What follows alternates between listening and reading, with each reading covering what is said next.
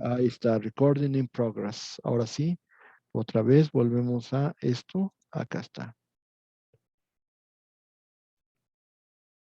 Ok, entonces hablábamos de que se dice que son fuentes de derecho porque es de donde surge. La idea es originada por Claude Pasquier y la toma García Maínez en su libro Introducción al Estudio del Derecho. Y durante muchísimo tiempo, ustedes han visto todas las fuentes del derecho interno, pero obviamente el derecho internacional tiene unas fuentes del derecho distintas. ¿Por qué? Porque aquí no hay legislación y la costumbre podríamos entenderla que es prácticamente lo mismo, pero ni la jurisprudencia es muy obligatoria, ni la doctrina es muy obligatoria, y aparte tenemos otros principios. Por lo tanto, para poder determinar cuáles son las fuentes del derecho, tenemos que acudir al artículo 38 del Estatuto de la Corte de Justicia Internacional o la Corte Internacional de Justicia.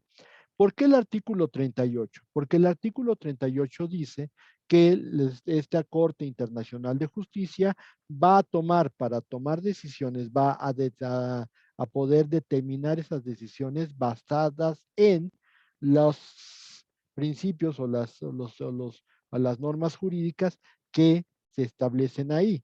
Y este tiene un antecedente en el artículo 7 del Estatuto del Tribunal Internacional de Presas y también en el artículo 35 de la Corte Permanente de Justicia Internacional, haciendo la mención brevemente de que la Corte Permanente de Justicia Internacional es el precedente de la Corte Internacional de Justicia mientras estuvo en vigencia la Sociedad de Naciones después de la Primera Guerra Mundial.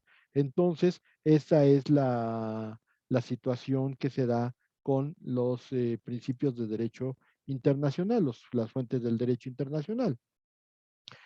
Este diagrama también lo van a encontrar en la página de SEA, en donde digo, bueno, esta es la explicación de las fuentes. Las fuentes del derecho, de acuerdo con este artículo 38, las podemos dividir en fundamentales, en este caso son los tratados, la costumbre, y las subsidiarias, en donde podemos hablar de la jurisprudencia internacional, de los principios generales del derecho internacional y de la doctrina internacional. Sin embargo, aquí en la parte media, ojalá es a ver si tengo aquí el puntero. El puntero, ¿dónde está el puntero?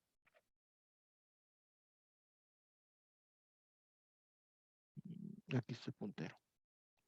Ok, en el puntero pongo aquí a la equidad, pero no la pongo ni en las fundamentales ni en las subsidiarias. ¿Por qué no la pongo? Por una explicación muy sencilla. Aunque la equidad está considerada por el artículo 38 del Estatuto de la Corte Internacional de Justicia, en realidad no es una fuente. La equidad significa que se pueda dar una solución igualitaria, que ni roce en el exceso para alguna de las partes, pero que tampoco roce en lo mínimo para alguna de las partes. Entonces, la equidad como fuente del derecho no es propiamente una fuente, sino es un arreglo, digamos, en este sentido equitativo. Y por otra parte, tenemos el soft law, que si ustedes ven, tiene dos signos de interrogación. ¿Por qué lo pongo así? Porque técnicamente el soft law, y vamos a ver lo que implica para nosotros, es para algunos autores una fuente del derecho. Para mí sí lo es. Pero hay muchos autores que dicen que no es fuente del derecho. ¿Por qué no es fuente del derecho? Porque no es un derecho vinculante. ¿Me permiten tantito nada más? ¿Estás Sí, ahí? profe, gracias. Ah, perdón. Voy a prender la luz. Espéreme tantito.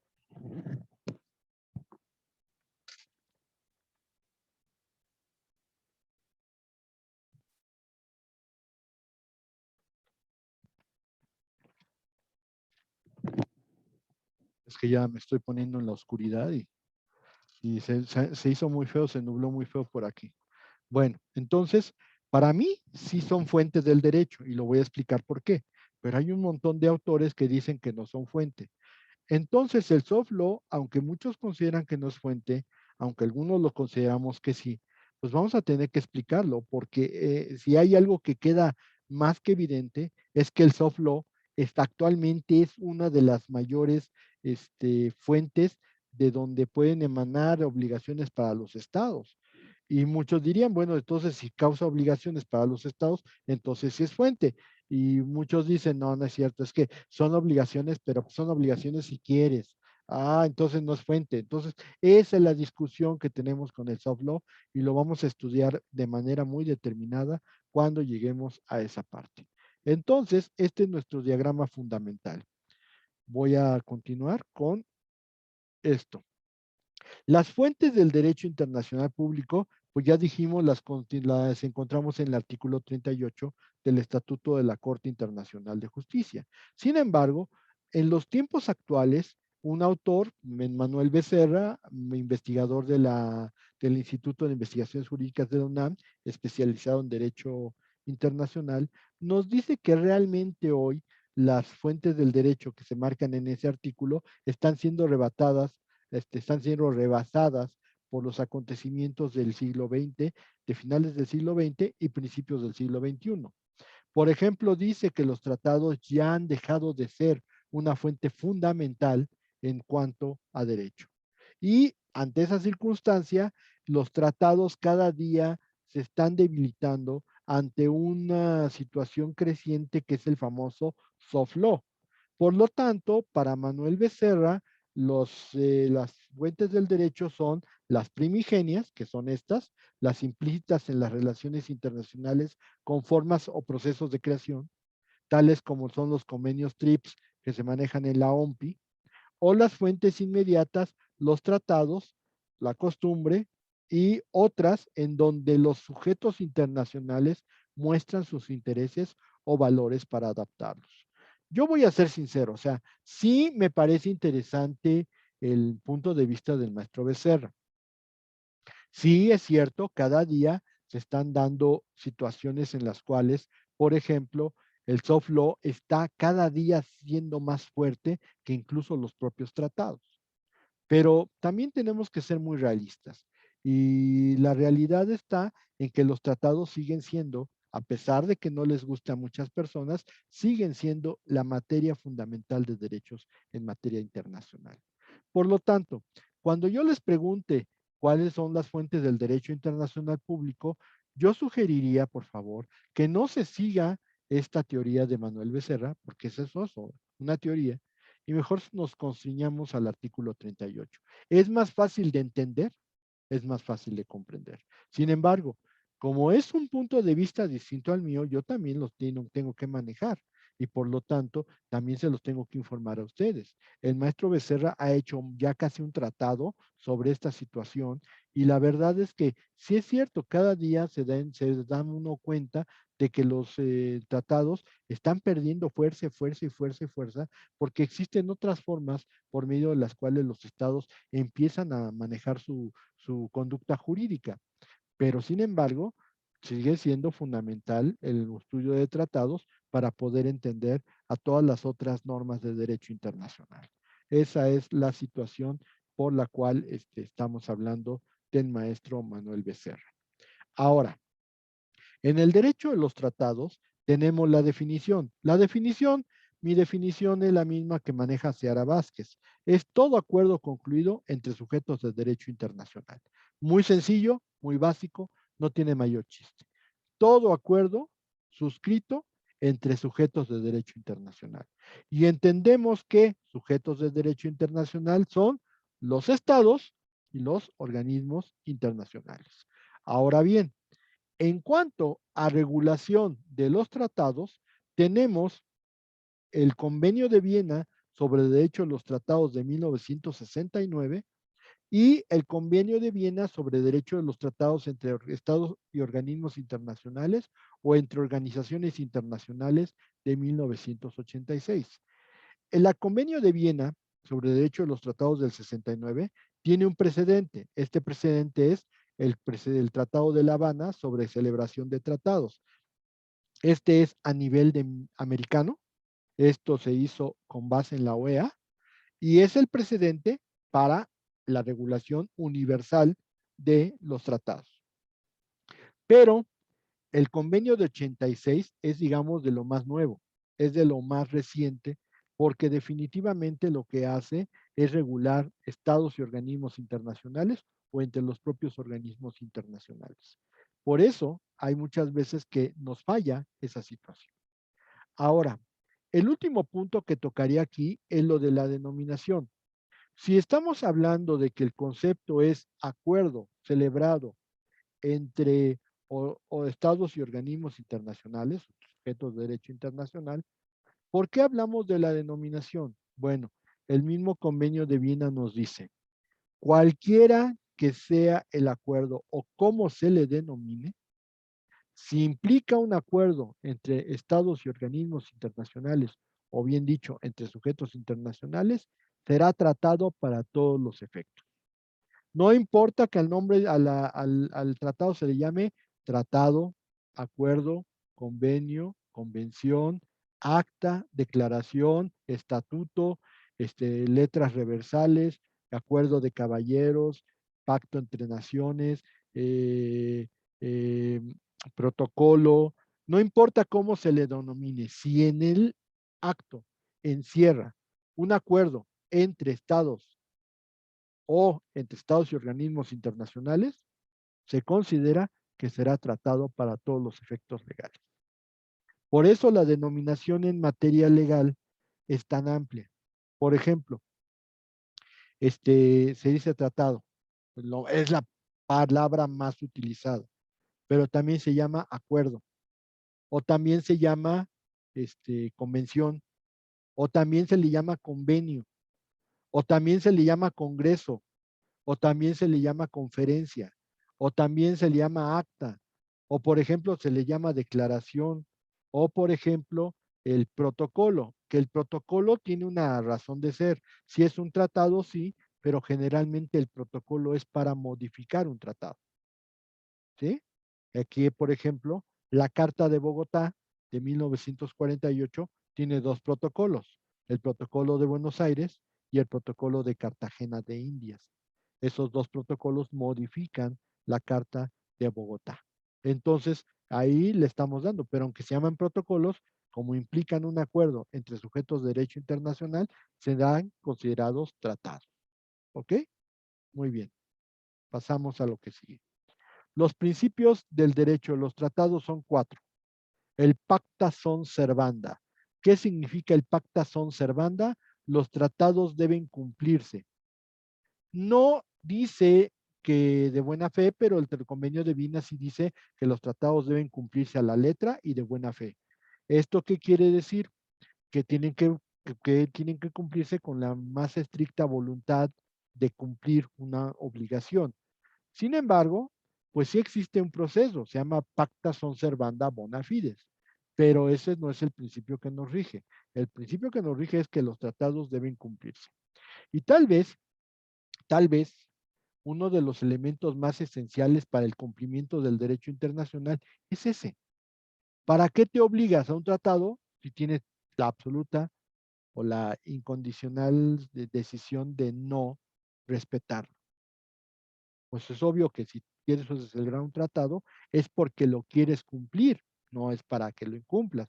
Y aquí no entra la idea de lo que hablamos en la normatividad internacional, de que cuando no se da la efectividad, entonces los tratados se violan por los estados y vuelve otra vez el problema a empezar. Porque voy a decir esto, una de las cuestiones más importantes es que cuando celebras un tratado es porque crees que con eso se va a arreglar el problema que tienes.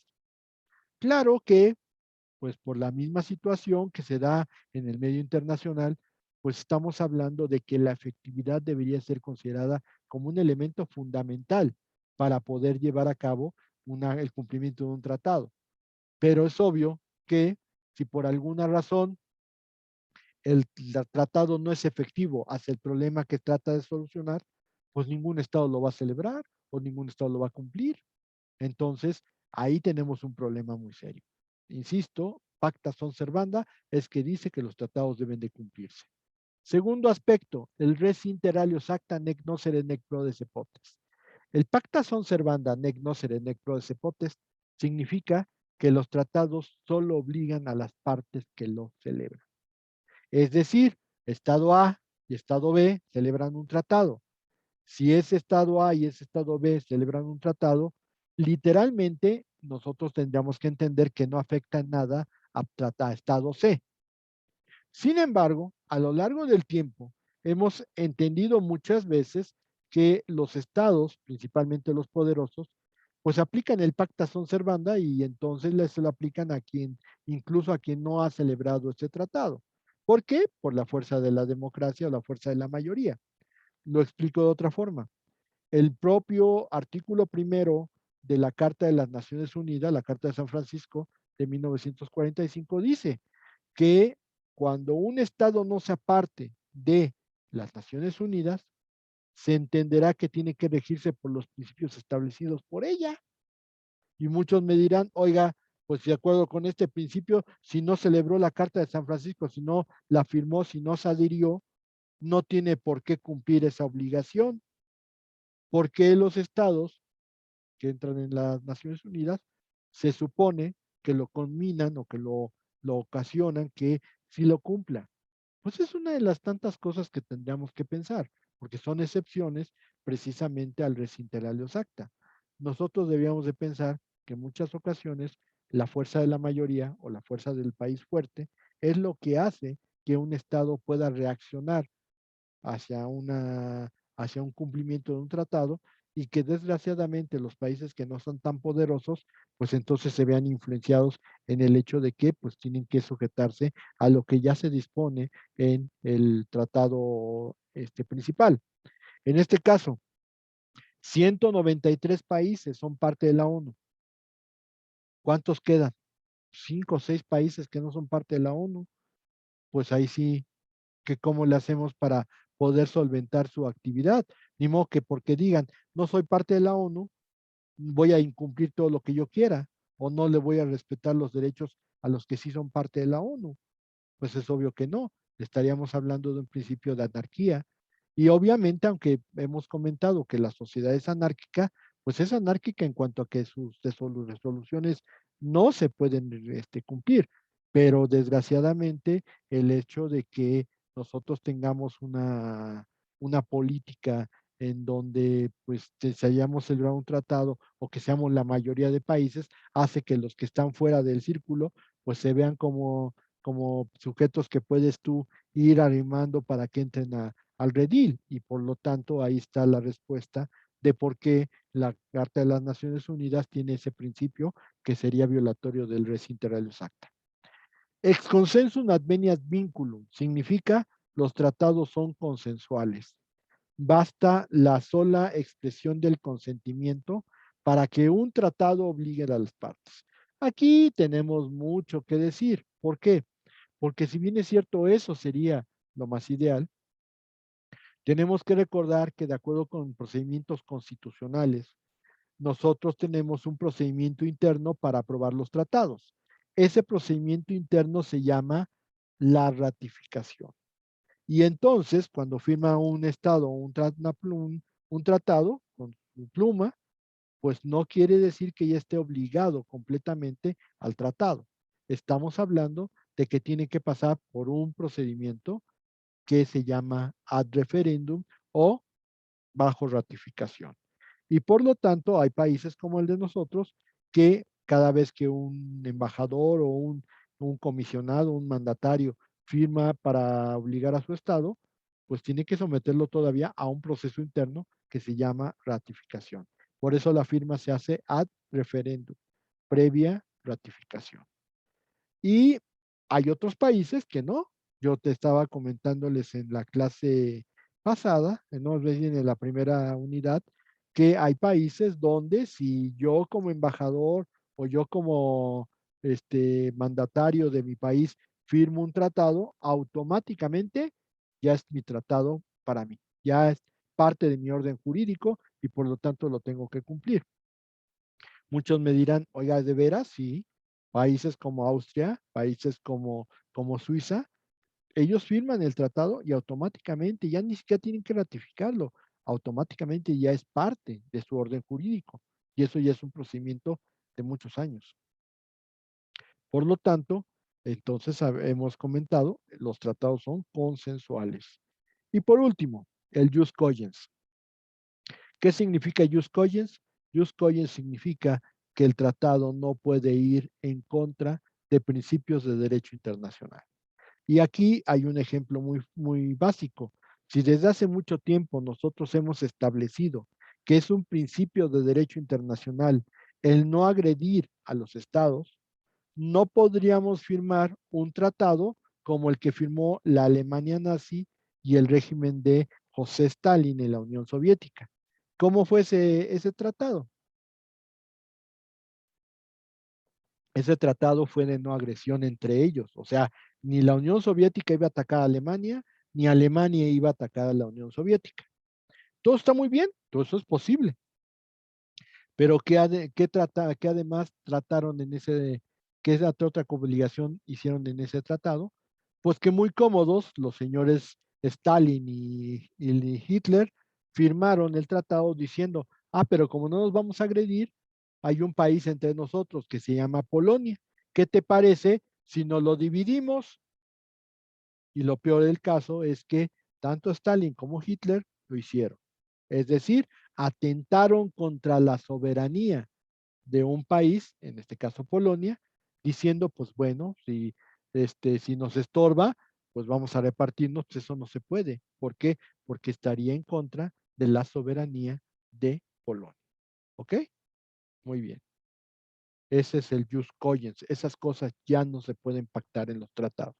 No puedes ir en contra de principios de derecho internacional. Y si un principio de derecho internacional es respetar la soberanía de los países independientes, pues no podrías en ninguna forma hacer un tratado como ese. ¿Ok? Y con esto vamos a terminar nuestra siguiente sesión. Los elementos es cómo se negocia el tratado. Y el estado tratado se negocia por el inicio de la negociación. Aquí hay dos situaciones. Una, si es un tratado bilateral, donde solamente son dos países los que van a intervenir, la negociación diplomática se lleva a cabo al más alto nivel. Manuel le dice a Biden, oye Biden, quiero un tratado. Y Biden le va a decir, oh, sí, mi pequeño amigo mexicano, oh, sí, ¿qué quieres? Oye, quiero un tratado, quiero un tratado. Ah, con eso de que se tarda como media hora, pues es una ceremonia muy larga, ¿no? Pero a final de cuentas se ponen de acuerdo y entonces dice, ay, le va a mandar a Marcelo, para que vea. ¿Quién? Marcelo. Ah, sí, Marcelo Ebrard, sí, cómo no. Yo te voy a mandar ¿cómo se llama el de Estados Unidos? Ya se me olvidó. Ay, se me fue te voy a mandar a Kamala, porque nada más anda mandando a Kamala todos los asuntos. Pero el chiste es que mandas tu secretario de Estado y entre los dos ya empiezan a negociar y si tienen buen rumbo las negociaciones, se lleva a cabo el tratado bilateral. Lo normal es que, como hay muchos otros tratados que se manejan de manera independiente, se manda una convocatoria a los ministerios de Asuntos Exteriores, es decir, a la Secretaría de Relaciones Exteriores les pueden llegar convocatorias de muchos diversos países o de diversas organizaciones internacionales para celebrar un tratado. Si la ONU está buscando un tratado sobre un tema determinado, le puede mandar una convocatoria a la Secretaría de Relaciones Exteriores y entonces la Secretaría de Relaciones Exteriores hace el movimiento para llevar a cabo una negociación. ¿Qué va a hacer la Secretaría? Pues va a nombrar a un miembro, a un presidente de comisión, y ese presidente de comisión va a ser el que va a negociar el tratado.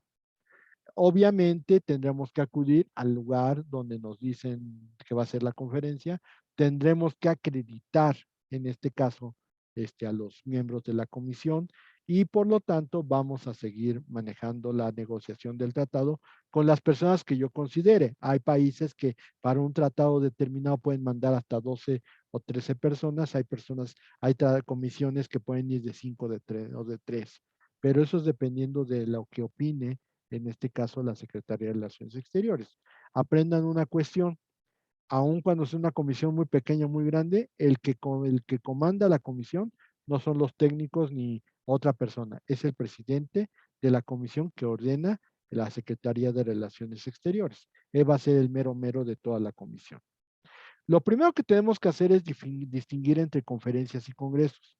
Los congresos, lo vamos a ver de manera más general en otra parte, pero los congresos son reuniones de jefes de Estado para llevar a cabo un acuerdo. En este caso, iría el presidente de la República, nada más. En cambio,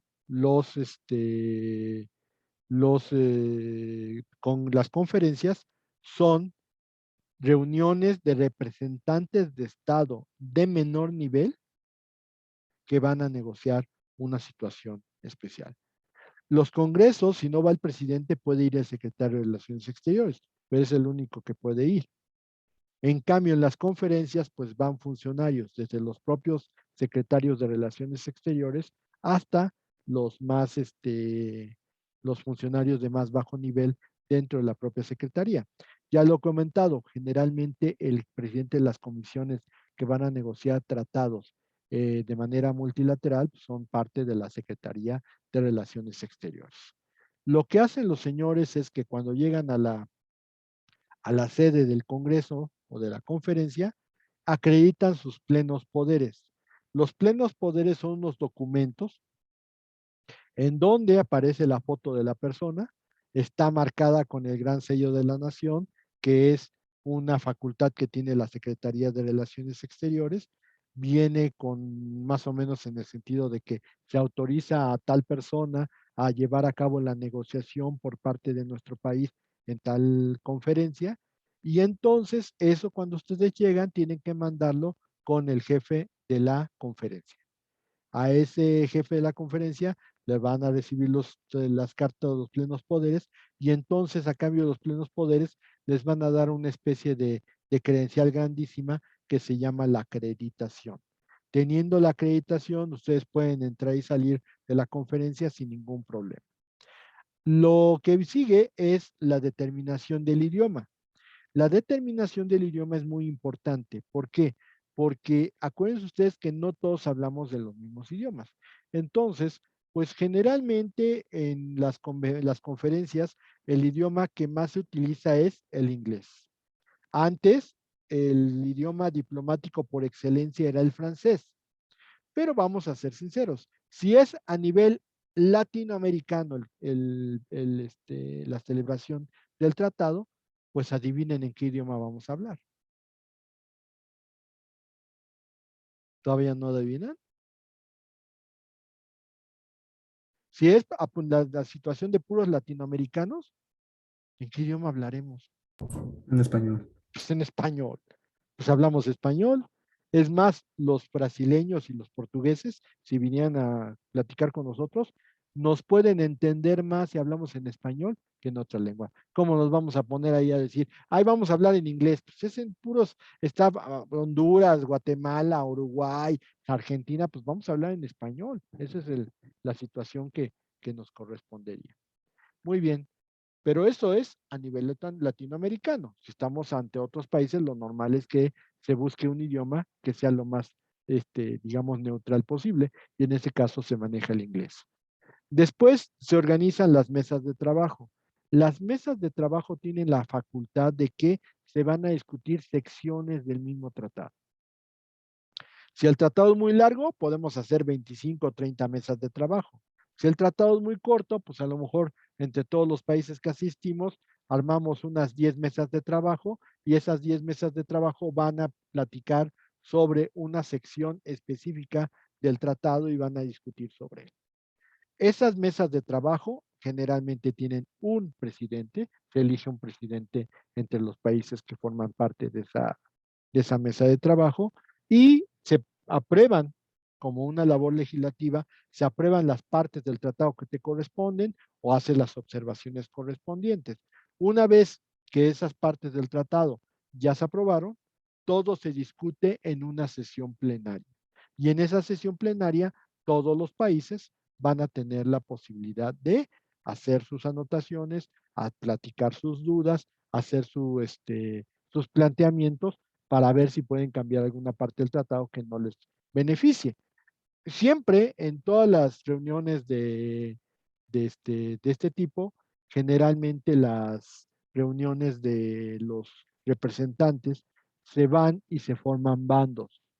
Es muy difícil pensar que no se pueden formar bandos en las conferencias. No, claro que se forman. Por ejemplo, es muy raro, tal vez tengamos muchas diferencias, pero es muy raro que los latinoamericanos no formemos un bando. Hay veces que, por ejemplo, países africanos o países asiáticos se unen a los bandos de los latinoamericanos. Obviamente los países europeos tienen su bando. Y obviamente hay países como por ejemplo Reino Unido. Reino Unido se va al bando de Estados Unidos. Y Reino Unido, hagan de cuenta que lo que dice, le dice Estados Unidos brinca, ellos dicen qué tan alto. Prácticamente es así.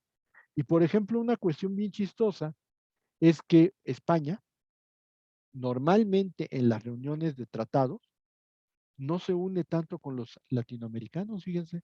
Es chistoso, pero es cierto. ¿Y a dónde se va España? España toma el bando de Reino Unido. Y obviamente, al tomar el bando Reino Unido, toma el bando de Estados Unidos. Es chistoso eso, pero normalmente hay veces que se acuerda que Latinoamérica dependió de algún momento de ella, y entonces hay ocasiones en que se une el bando latinoamericano, pero es muy raro, pero muy raro. En cambio, en Latinoamérica normalmente el bando siempre es más unido, porque pues los argentinos, los brasileños, los uruguayos, los paraguayos, los chilenos, siempre manejan un sentido muy parecido al mexicano, y obviamente también tienen su visión muy apegada a lo que es un sentido latinoamericano. Pero bueno, ¿dudas? Tenemos 1 minuto 7 de esta sesión. ¿Tienen alguna duda por ahí? ¿Algo que quieran comentar? ¿No? Ok. Bueno, esa es la situación. Sin embargo, ya cuando se hace la sesión plenaria da lugar a lo que se conoce como autenticación. Y la autenticación es el plasmar la firma en el documento final de la conferencia. Ahorita, que me faltan 30 segundos, ahorita vamos a empezar a ver lo que es la autenticación y cuáles son las consecuencias de la misma. ¿Ok? Muy bien. Pues bueno. Yo creo que ya no me falta mucho en que me vaya.